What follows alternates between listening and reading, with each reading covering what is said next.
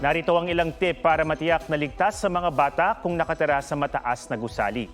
Ilayo sa grills ng balcony o bintana ang mga bangko, mesa o anumang pwedeng akyati ng bata. Tiyaking maliit ang espasyo sa pagitan ng grills para hindi makalusot ang bata.